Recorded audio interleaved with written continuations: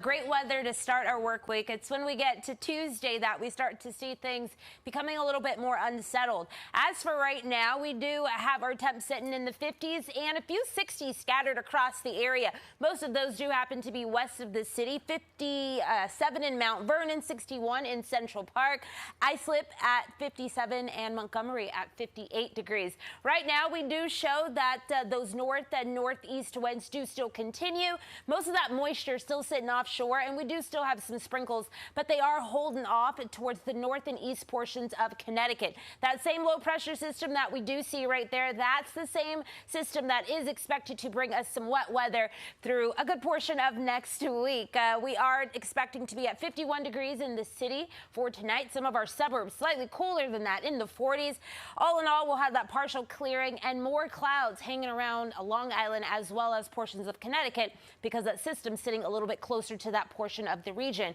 As for tomorrow, across our boroughs, a mixture of sun and clouds. We'll see Staten Island out here getting into the upper 70s. We'll have portions of the Bronx, Brooklyn, as well as Queens making their way into the mid to upper 70s. That'll be the case across Jersey as well. Wouldn't be surprised if we do see a few 80s come out of the area. 78 for Edison, Jackson at 76, Sussex also in the mid to upper 70s. As for the Hudson Valley, also we're going to see most of the area in the 70s. Along the island, a mixture of those sun and clouds as well. It's going to be our cool spot for tomorrow. We'll see a lot more of those lower 70s in the area.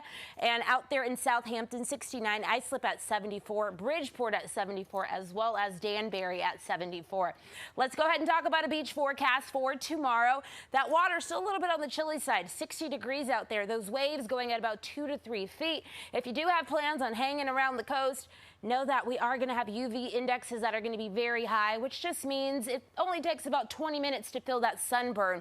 Pollen count showing medium and high. Once again, this week's culprits do happen to continue to be that oak as well as those grasses. Our air quality bouncing back up for tomorrow. We've been in a good category all weekend, so we will have some of those pollutants in that moderate zone moving into the start of our work week. All in all, most of tomorrow, we're expected to be dry for a good portion of the area. It's when we get to Tuesday that system really doing its thing, bringing in some of those late day showers and the possibility of some thunderstorms as well. On Wednesday, we do have a possibility of some moisture reaching the region. Most of that should hold off for areas point north. But otherwise, we're expecting to get a mixture of sun and clouds. And then by the time Thursday arrives, more of those showers and possibly a chance to see some spot showers into Friday as well. Next weekend, I know that's my favorite part of the weekend because I get to be here with you all. We are expecting to see a warm up, but also sunshine and temperatures in the 80s by the time we get to Sunday.